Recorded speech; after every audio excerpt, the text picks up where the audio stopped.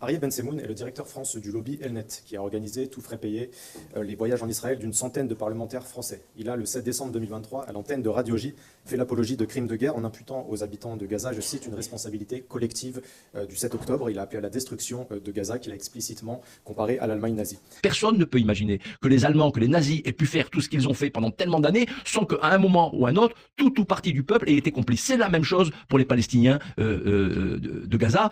Et après avoir rappelé l'objectif affiché par Israël d'anéantir le Hamas, il a affirmé, je cite, « Tous les médecins, tous les journalistes, tous les humanitaires, tous les fonctionnaires des organisations internationales qui vivent à Gaza sont des agents du Hamas, tous ».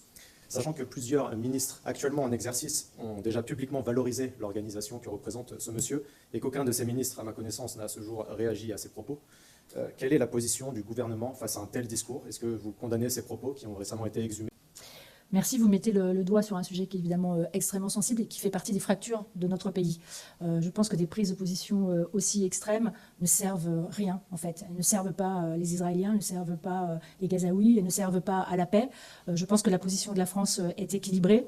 Et elle est à la fois exigeante vis-à-vis de la Palestine en demandant un certain nombre d'avancées, notamment sur les otages français, mais aussi tous les otages. Elle demande aussi à Israël de respecter un certain nombre de règles internationales, et notamment, je pense voilà, aux hôpitaux et aux personnels médicaux qui ont été l'objet récemment de tirs, etc.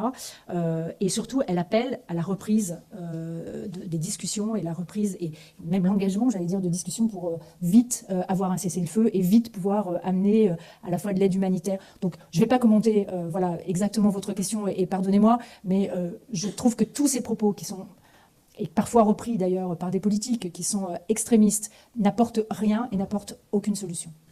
Je pense par exemple à des ministres actuellement en exercice comme Manuel Valls, Bruno Retailleau, Aurore Berger, Annie Genevard ou encore Benjamin Haddad, qui ont publiquement approuvé ou se sont affichés avec cette organisation. Est-ce qu'il y aura des recommandations à faire vis-à-vis de ces ministres pour clarifier la position de la France vis-à-vis de ce discours? Mais écoutez, c'est un sujet que je n'ai pas abordé avec le Premier ministre. Je ne souhaite pas aller plus loin aujourd'hui.